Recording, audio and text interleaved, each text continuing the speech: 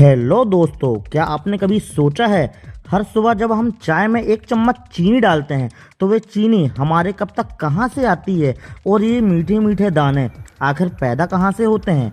चलिए आज मैं आपको चीनी के उस सफ़र पर लेकर चलूँगा जो खेत से शुरू होता है और फैक्ट्री तक होकर के जाता है और वहाँ से हमारे रसोई तक आता है।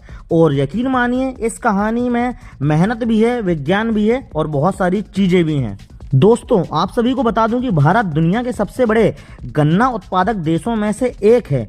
गन्ने की खेती ज़्यादातर उत्तर प्रदेश, महाराष्ट्र, बिहार, पंजाब और हरियाणा में होती है। गन्ना बोने के लिए किसान एक साल तक मेहनत करता है, पानी में, धूप में और काफ़ी सारी परिस्थितियों से होकर के गुजरता है। और उसके बाद जा करके जब गन्ना तैयार होता है तो उसकी जो लंबाई होती है वे 8 से 12 फीट के आसपास में होती है। इससे दोस्तों हमको ये सीख मिलती है कि जैसे गन्ने को समय चाहिए मीठा बनने के लिए, वैसे ही इंसान को भी सफलता पाने के लिए वक्त और मेहनत ही चाहिए।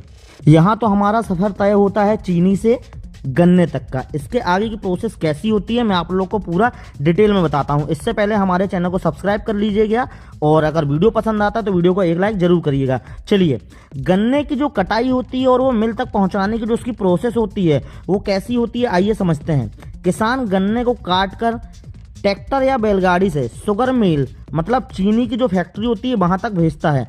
गन्ना कटने के बाद देर तो बहुत ज़्यादा हो जाती है, इससे वह ख़राब भी हो सकता है, इसलिए उसे तुरंत पहुंचाना बहुत ही ज़्यादा ज़रूरी होता है।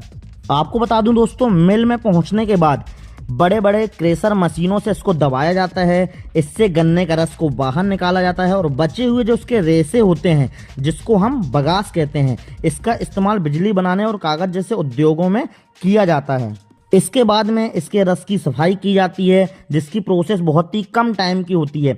गन्ने के रेशे में से मिट्टी, पत्ती और दूसरी गंदगी को अलग किया जाता है। इसे साफ करने के लिए चूना और सल्फर डाइऑक्साइड डाला जाता है जिससे ये साफ हो सके और साफ होने के बाद में सुनहरा दिख सके। इसके बाद की प्रोसेस कुछ इस प्रकार है कि रस को गाढ़ा करना पड़ता है। और रस को गाढ़ा कैसे किया जाता है, इस रस को बड़े बड़े बॉयलर में गर्म किया जाता है। पानी इससे उड़ने लगता है और रस जो है गाढ़ा होकर के गुड़ जैसा सिरप बन जाता है। और जब ये गाढ़ा रस बन जाता है तो इसको क्या किया जाता है, इसको क्रिस्टल बनाया जाता है। क्रिस्टल कैसा, इस गाढ़े रस को ठंडा करने के बाद उसमें शुगर क्रिस्टल बनाया जाता है।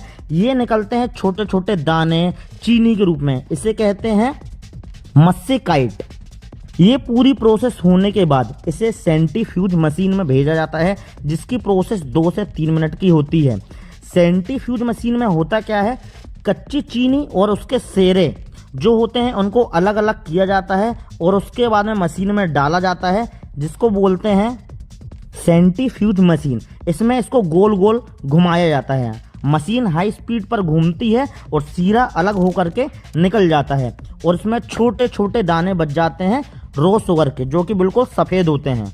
इसके बाद में नेक्स्ट प्रोसेस आती है रिफाइनिंग और पैकिंग की, जिसकी प्रोसेस कैसी है ध्यान से समझिए। अब रो शुगर को रिफाइन किया जाता है, इसे और साफ करके चमकदार चीनी बनाई जाती है और इसको मशीन से पैक करके बाजार तक पहुंचाया जाता है।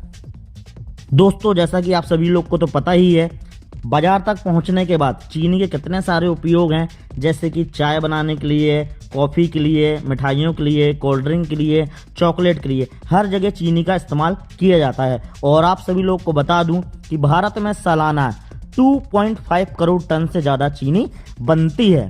दोस्तों ये पूरी प्रोसेस जानने के बाद में आप लोगों को तो पता चल ही गया होगा कि गन्ना खेत में बोने से लेकर के चीनी के दाने तक और उससे हमारे घर तक पहुंचने में कितनी ज़्यादा मेहनत और कितनी ज़्यादा इसकी प्रोसेस है।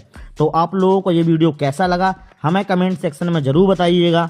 ऐसे ही इंटरेस्टिंग वीडियो जो भी आप लोग को किसी भी टॉपिक में चाहिए हो हमें कमेंट बॉक्स में बताइएगा कि नेक्स्ट वीडियो आपको किस टॉपिक में चाहिए। आपका भाई आपके साथ में जुड़ा रहेगा। चलिए मिलते हैं नेक्स्ट वीडियो में, तब तक के लिए सभी को goodbye and take care. जय हिंद।